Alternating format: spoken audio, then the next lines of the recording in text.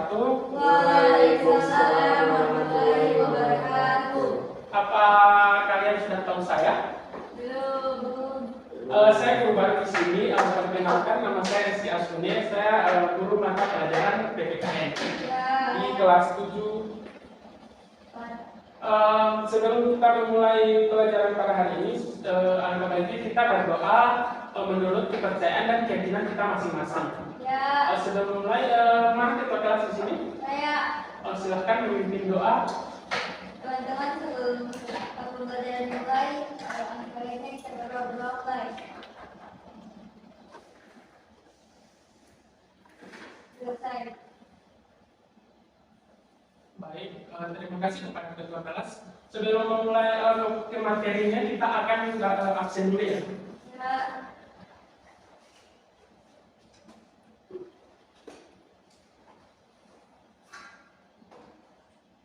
Di kelas ini kalian berapa orang?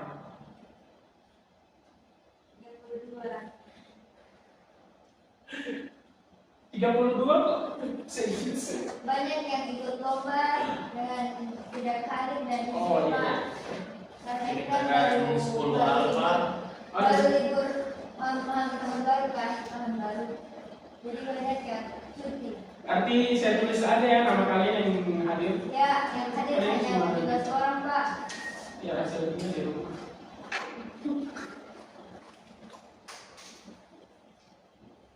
Main masih di kantin, Pak. Boleh. Nakal-nakal.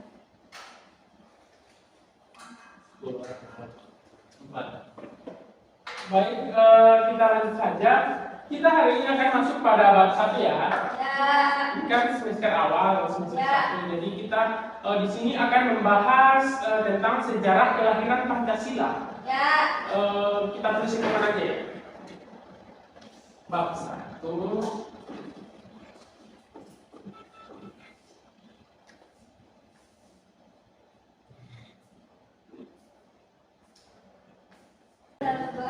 1 sejarah kelahiran Pancasila. Ada yang sudah tahu sejarah kelahiran Pancasila itu dari tahun berapa? 1945. Belum tepat ya. Ya. Baik, langsung saja kita ke sejarahnya. Sejarah kelahiran Pancasila, kalian sudah sangat mengenal gambar mungkin Garuda Pancasila. Ya. Ya. Ya, Pak. Kalian bisa sebutkan sila pertama dari sila kelima. Saya akan tunjuk siapa yang bisa membacakan sila pertama. Siapa yang tahu sila pertama sampai sila kelima? Tentu dong, kalian sudah tahu. Kalian kan sudah SMP kelas 7. Ya kan? Saya. Coba kalau yang tahu jawab ya. Saya tanya, sila pertama apa? Ya, itu adanya Malaysia. Sila kedua apa? Kemanusiaan dan berada. Yang ketiga, Persatuan Indonesia. Indonesia. yang keempat, Kerajaan dari Indonesia dan Unsur Perwakilan. Anissa, yang kelima apa? Baik, berikan aplaus untuk kita. Cukup. Kita langsung saja lanjutkan materinya ya. Ya. Tadi kan kita sudah mengetahui Pancasila. 5 sila tadi ya. Kalian sudah mengetahuinya. Jadi kita langsung saja ke masa sejarah awal. Kita akan putarkan video di media sini. Kalian akan perhatikan. Nanti saya tanyakan kesimpulan dari video tersebut. Kalau yang tidak bisa jawab, saya akan beri hukuman. Ya, Pak. Siap. Nampaknya digarung sekali.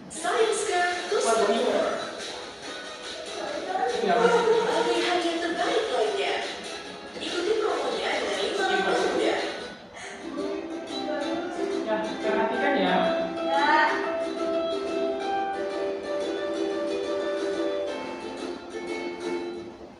Hai semuanya, kembali lagi di channel Portal Edukasi. Pada kesempatan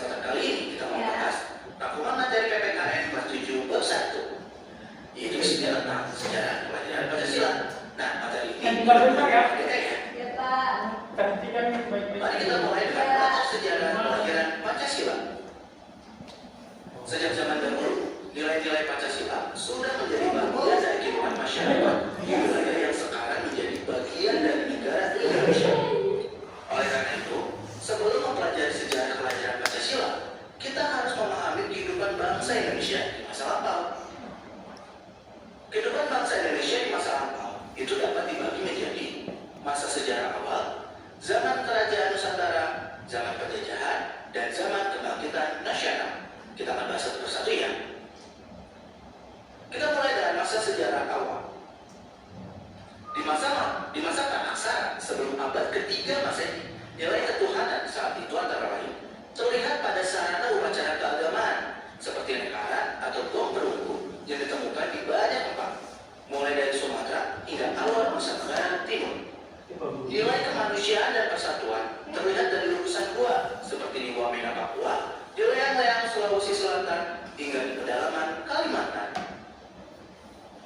Nilai kemanusiaan juga terwujud dengan adanya patung-patung purba seperti di Lembah Badan, Sulawesi Tengah, maupun di Gunung Dempo, Sumatera Selatan, dan semakin berkembang setelah ada prasasti batu tertulis.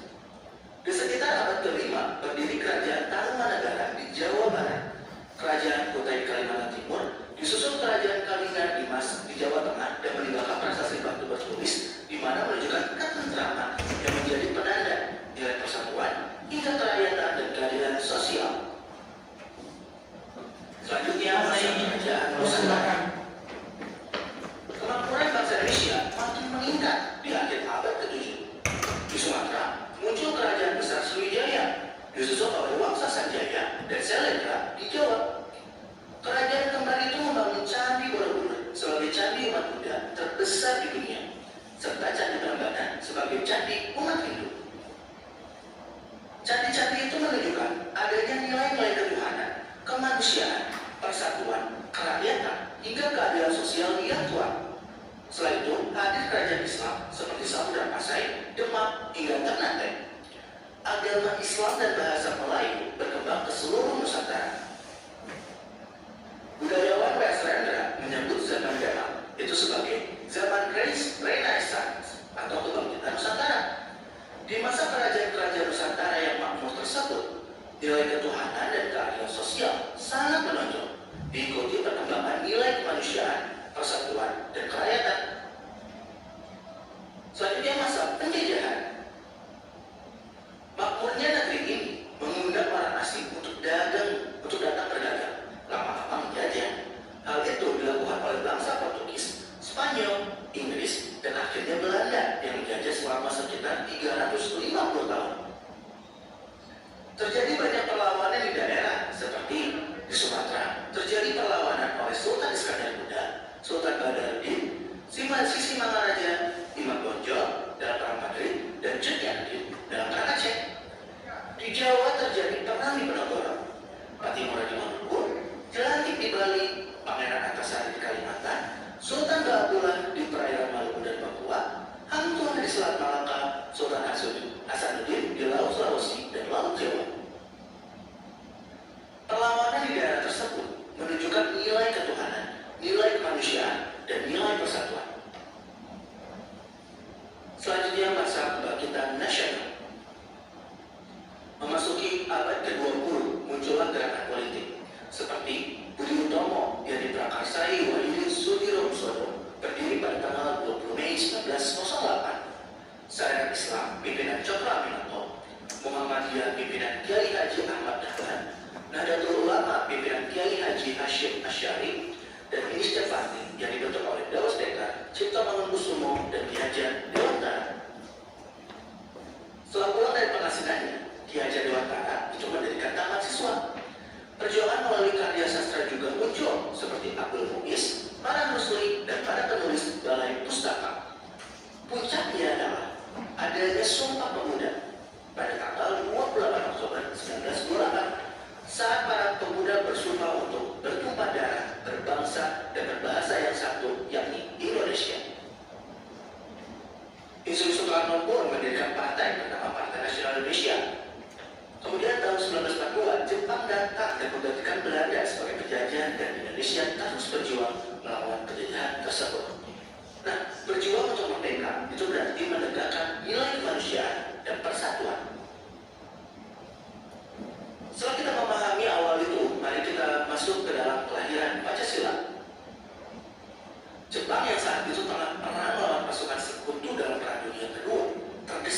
dan berusaha merangkul bangsa Indonesia agar terus mendukung Jepang. Jepang membentuk lembaga yang dinamai Badan Penyelidik Usaha-Usaha Persiapan Kemerdekaan atau disingkat BPUPK. Kalau dulu kita mengenalnya adalah BPUPKI, sekarang istilahnya diganti menjadi BPUPK saja.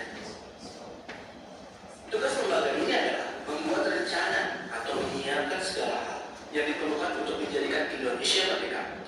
BPUPK inilah lembaga yang menjadi tempat kelahiran Pancasila. Selanjutnya, merancang dasar negara. BPUPK didirikan pada tanggal 29 April 1945, dipimpin oleh Rajiman Widyoniningrat. Jumlah anggotanya 69 orang, terdiri dari berbagai suku bangsa Indonesia, wakil sekutu dan asing, serta wakil dari Jepang. Pada tanggal 28 Mei 1945, BPUPK diresmikan. Kantornya itu di Gedung Chusangi, yang sekarang menjadi Gedung Pancasila di Kementerian Luar Negeri di Jakarta. Sidang pertama BPUPK ini berlangsung dari 29 Mei sampai 1 Juni 1945. Inti dari sidang tersebut adalah perumusan dasar negara. Para tokoh nasional berpidato di kesempatan tersebut.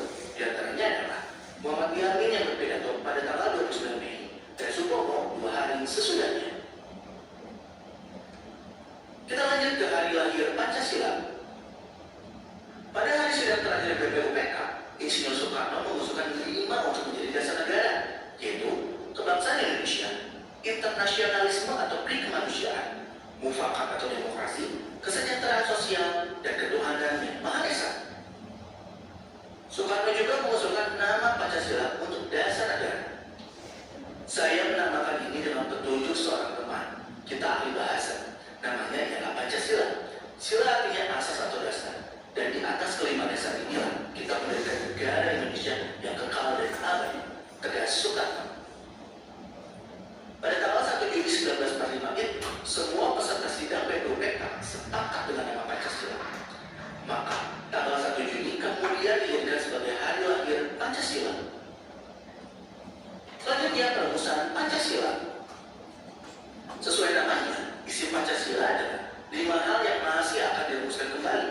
Tentang angka 5 tersebut, Insinyur Soekarno menyebut bahwa angka 5 itu memiliki banyak simbolik, seperti jumlah jari ada 5, pajak indera ada 5, serta bagi umat Islam, jumlah rukun Islam juga ada 5. Didukung oleh salah seorang peserta sidang BPUPK yang menyampaikan, Satria Wayang Pandawa juga berjumlah 5. Kemudian 9 orang pun ditunjuk untuk merumuskan kata-kata yang menjadi isi Pancasila. Nah, orang-orangnya yaitu Insinyur Soekarno, Muhammad Hatta, Muhammad Yamin, Ahmad Subarjo, Ahmad Amis, Abdul Rahman Muzakir, Agus Salim, Adi Kusno Cokro Suyoso, dan Abdul Wahid Hashim. Karena jumlah anggotanya 9 orang, maka panitia itu dinamakan Panitia 9. Soekarno dipilih menjadi ketua dan Hatta sebagai wakilnya. Pada bulan Juli tersebut, anggota saling berdiskusi hingga mencapai rumusan, akhirnya pada tanggal 22 Juni 1945. Selanjutnya, diskusi perumusan. Perumusan Pancasila dilakukan melalui diskusi seru. Wahid Hashim dan beberapa anggota berpendapat bahwa negara Indonesia yang akan dibentuk harus berdasarkan agama. Tanpa didasarkan agama, negara akan rusak karena mengabaikan nilai ketuhanan. Sedangkan Soekarno, Hatta, dan beberapa anggota menginginkan bahwa negara Indonesia sebaiknya tidak berdasarkan agama. Karena Indonesia mayoritas Islam, maka kelompok penganut kebangsaan khawatir hal itu akan membuat umat lain merasa tidak nyaman. Lalu disepakati Indonesia menjadi negara kebangsaan, bukan negara agama, dengan sila ketuhanan menjadi sila yang pertama. Selanjutnya kita masuk ke kesepakatan Piagam Jakarta. Musyawarah Panitia 9 pun dilanjutkan hingga malam tanggal 22 Juni 1945. Nah, usulan dari Insinyur Soekarno itu dirubah urutannya menjadi ketuhanan dijadikan sila pertama, kemanusiaan tetap menjadi sila kedua, persatuan yang mencakup kebangsaan menjadi sila ketiga, kerakyatan yang mencakup musyawarah atau demokrasi menjadi sila keempat, keadilan dan kesejahteraan menjadi sila kelima.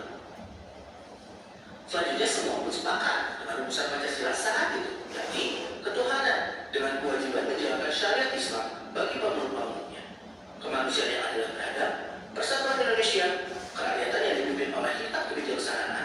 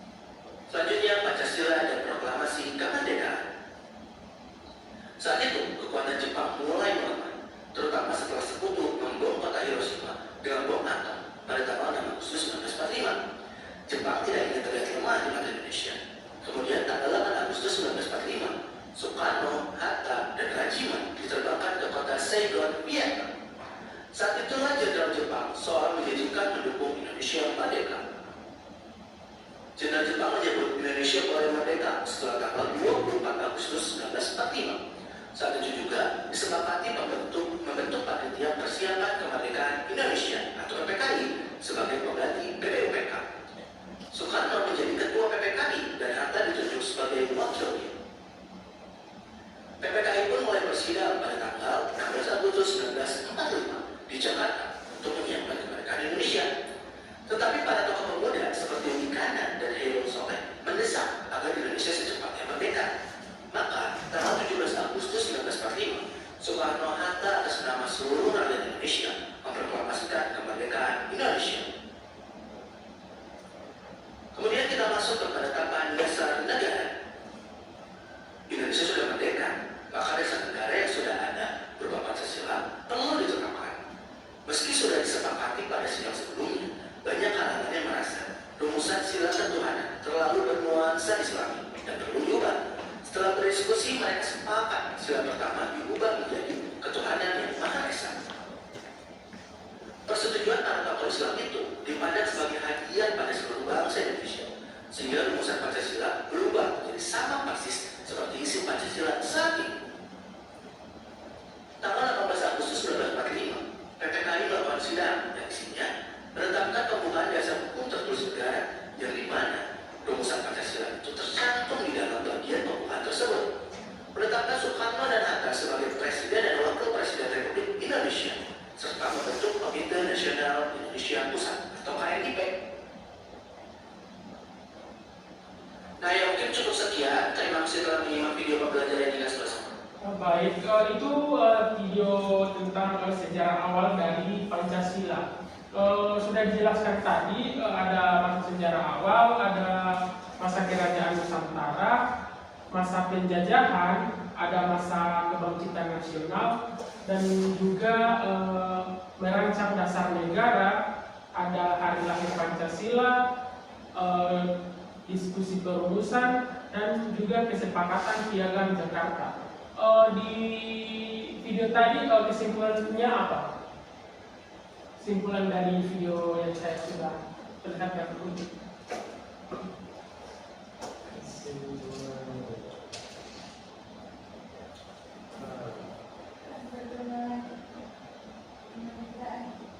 Coba kasih besar suara. Itu Pancasila dibentuk oleh 9 panitia. Oh iya. Saya mau nanya. Saya aja yang bertanya ya. Tanggal berapa hari lahir Pancasila? 1 Juni. Ya. Kalau hari kemerdekaan Indonesia tanggal berapa? 17 Agustus. Ya, pintar teman-teman, pintar adik-adik. Baik, saya akan memberikan 3 soal ya, yaitu akan dijawab oleh anak-anak. Sebelum kita ke soalnya, kita akan soalnya kita tulis di papan saja ya. Silakan ditulis.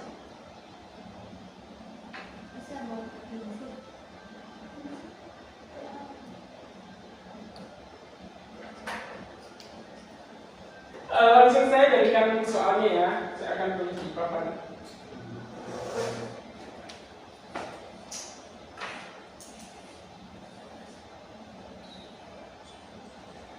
Ini saya hapus ya. Ya.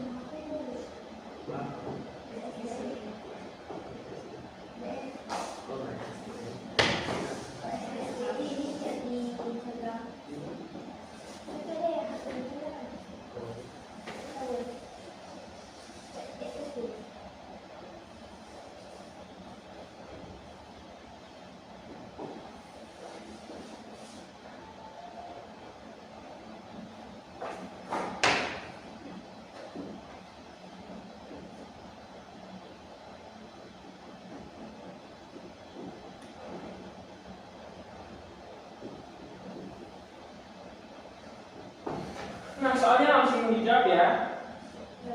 Yang nomor 1 sampai 2 ini kalian kerjakan di rumah. Yang ketiga silakan kerjakan sekarang dan kalian bisa jelaskan di depan.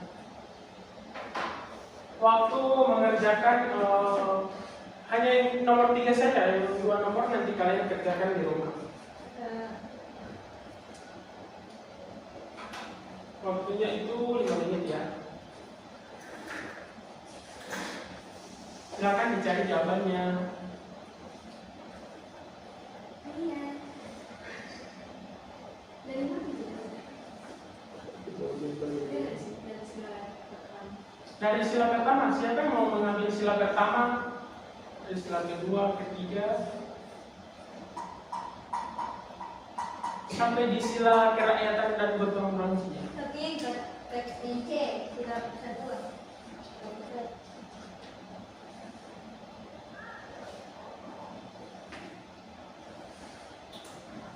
Berhubung LCD-nya sudah tidak dipakai lagi, akan saya matikan ya.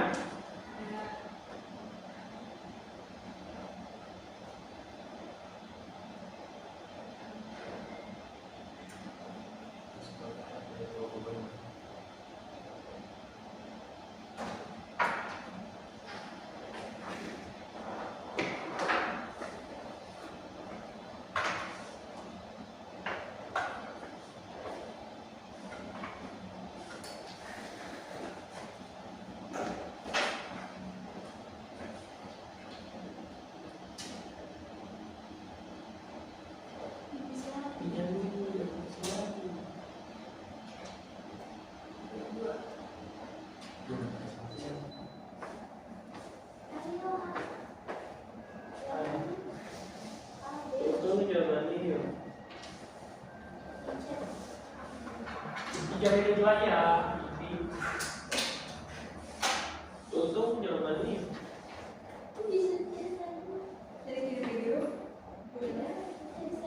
Iya. Ada di sana.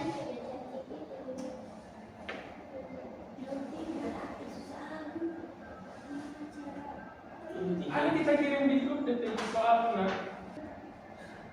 Service jawaban ini.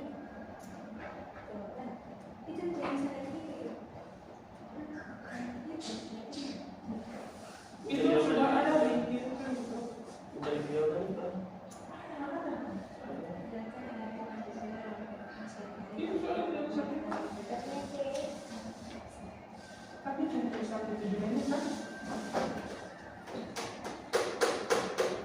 Baik, 4 menit lagi ya.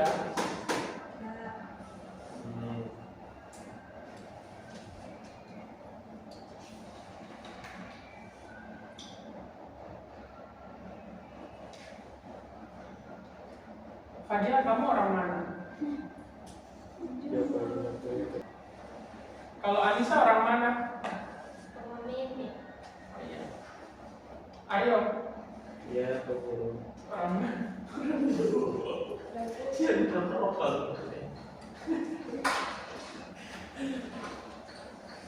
Baru rumah ini.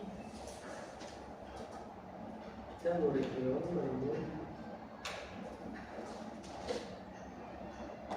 Nanti yang 2 nomor ini akan kita bahas di pertemuan berikutnya ya. Yes, sir.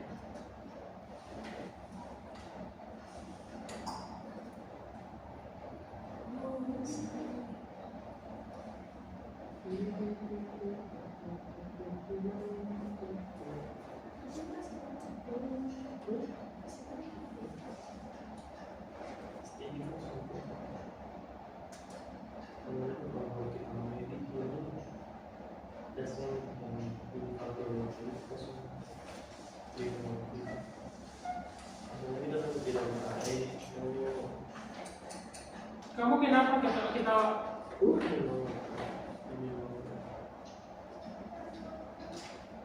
Enggak kok, Pak.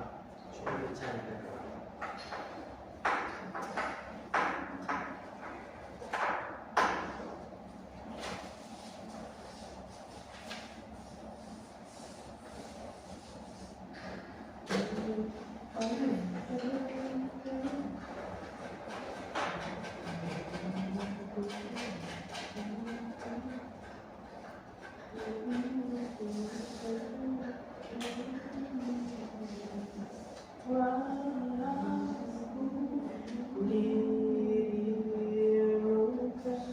Diam.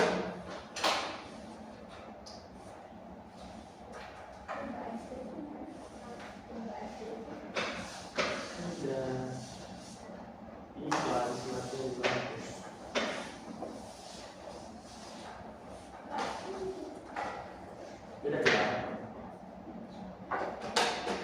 Ini IPA di mana sih? SD itu. Mana pakai video sih bisa dari mana? Yang pakai lagi.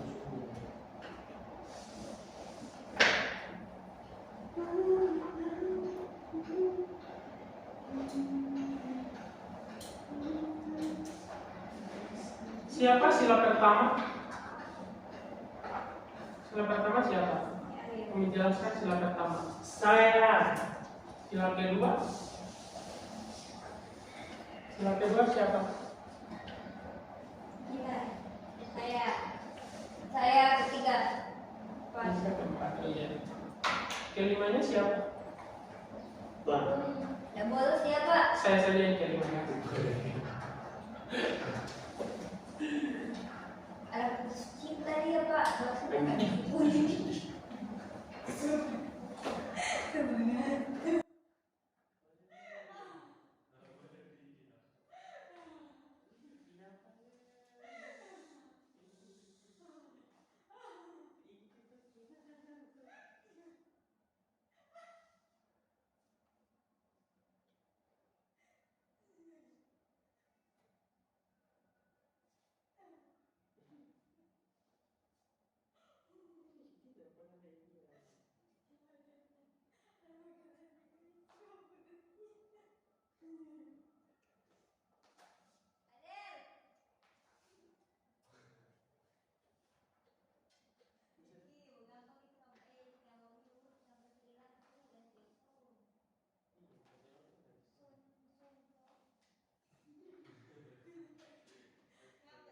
Ada yang sudah? belum Pak, sama sekali.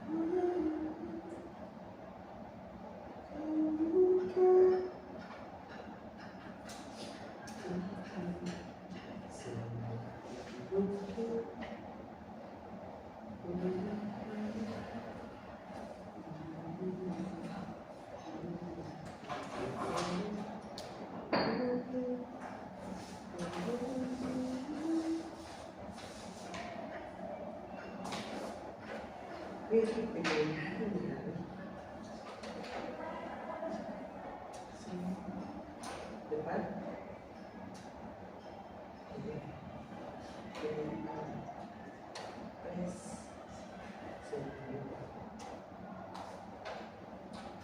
Oke,